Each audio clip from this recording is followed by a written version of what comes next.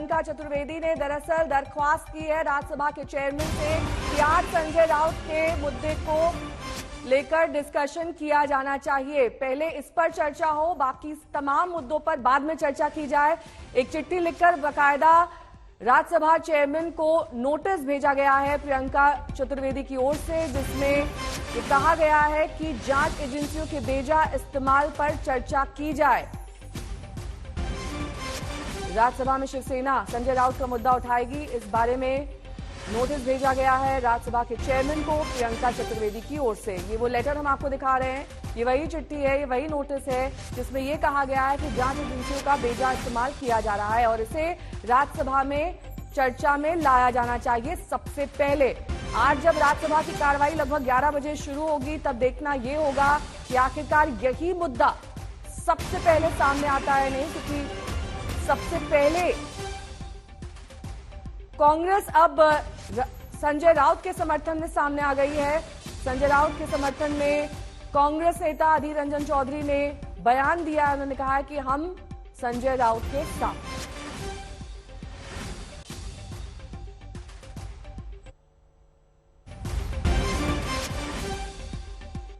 BJP की डर की राजनीति है और उसमें संजय राउत झुके नहीं है। ऐसे में अधीर रंजन चौधरी ने उनका समर्थन किया है। 17 घंटे सवाल जवाब का कल सिलसिला संजय राउत के साथ चला था। उसके बाद उनकी आधी रात को गिरफ्तारी हुई थी। आज पीएमएलए कोर्ट में उनकी पेशी होनी है। लगभग 11 साढ़े 11 का वो समय बताया जा रहा है जब उनकी पेशी की जाएगी, लेकिन खुद को लगातार बेगुनाह बता रहे हैं और ये कह रहे हैं कि केंद्र सरकार बेजा इस्तेमाल कर रही है। ईडी का गलत तरीके से इस्तेमाल किया जा रहा है। ये बदले की कार्रवाई, बदले की राजनीति है जिसे खत्म करना होगा।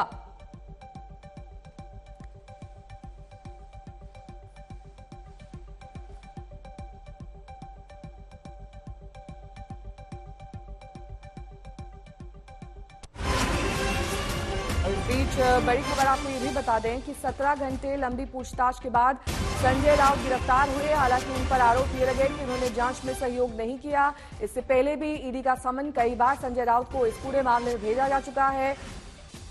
थोड़ी देर में संजय राउत का मेडिकल टेस्ट यानी कि मेडिकल जांच कराई जाएगी और उसके बाद पीएमएलए कोर्ट में संजय राउत की पेशी होगी।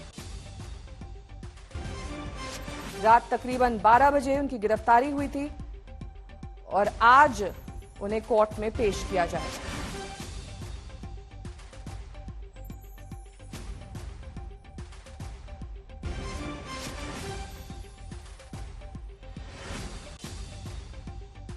वहीं राज्यसभा में आज शिवसेना ये मुद्दा उठाने की पूरी तैयारी कर चुकी है।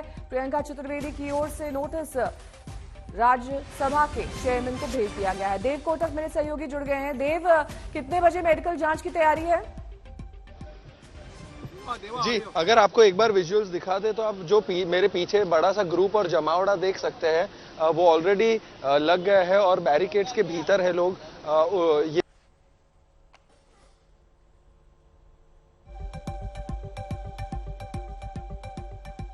जेजे हॉस्पिटल बता रहे हैं कि अभी से 15-20 मिनट के अंदर मैक्सिमम उन्हें कभी भी किसी भी वक्त ले जाया जाएगा और वहीं से कोर्ट में डायरेक्टली उनकी पेशी होगी।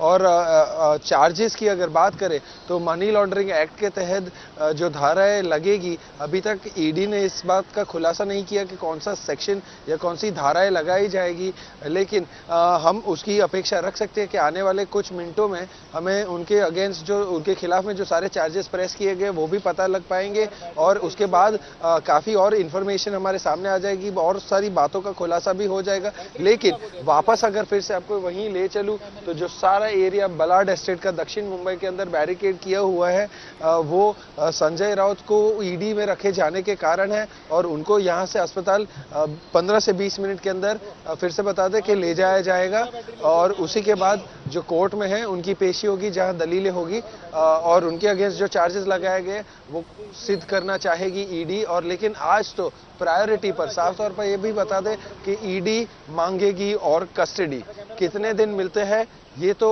आने वाले कुछ समय में ही पता लग पाएगा, क्योंकि देखेंगे जज भी कुछ दलीलें सुनेंगे और उस हिसाब से वो अपना जो भी है बताएंगे कि कितने दिन दे सकते हैं ईडी के अफसरों को और जांच पड़ताल के लिए और प्रोब करने के लिए इस मैटर को।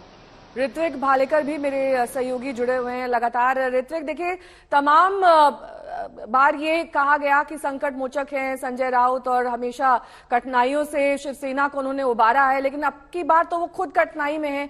शिवसेना किस तरीके से उनका सपोर्ट करेगी, क्योंकि उद्धव ठाकरे तो खुलकर उनके बारे में बोल ही चुके हैं, लेकिन बाकी लोग क्या कह रहे हैं?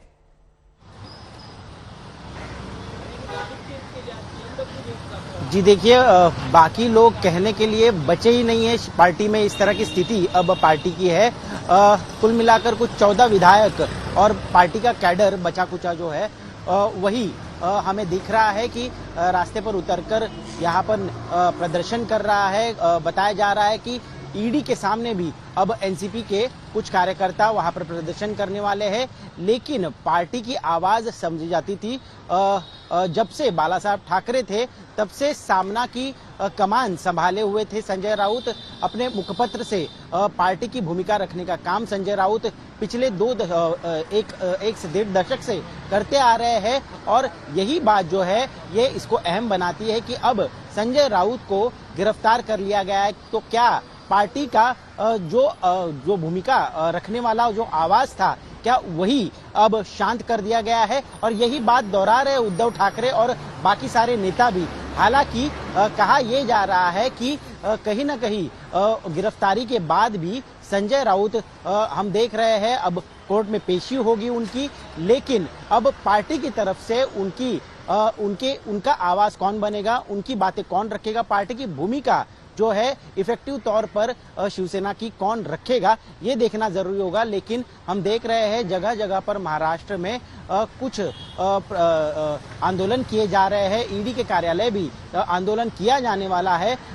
4 चौकन सुरक्षा व्यवस्था ईडी के कार्यालय से कोर्ट तक तैनात कर दी गई है। वहां पर सीआईएसएफ के जवान भी मौजूद कर दिए गए हैं। अब देखना यह जरूरी है कि आज पूरे दिन में उद्धव ठाकरे इस पर खुलकर क्या बात करते हैं। कुछ ही देर पहले हमने देखा मातोश्री, जो कि उद्धव ठाकरे का आवास है, वहां से आदित्य ठाकरे कुछ ही समय पहले अपने दो दिन के कोकण दौरे के लिए निकल चुके हैं। आदित्य ठाकरे भी रैलियां करेंगे कोकण के सिंधुदुर्ग इलाके में, जो कि नारायण राणे, केंद्रीय मंत्री नारायण राणे, जो कि एक समय में बहुत आक्रामक नेता शिवसेना के माने जाते थे, अब वो बीजेपी में है, उनके इलाके में जाकर ये रैली आदित्य ठाकरे करने वाले हैं।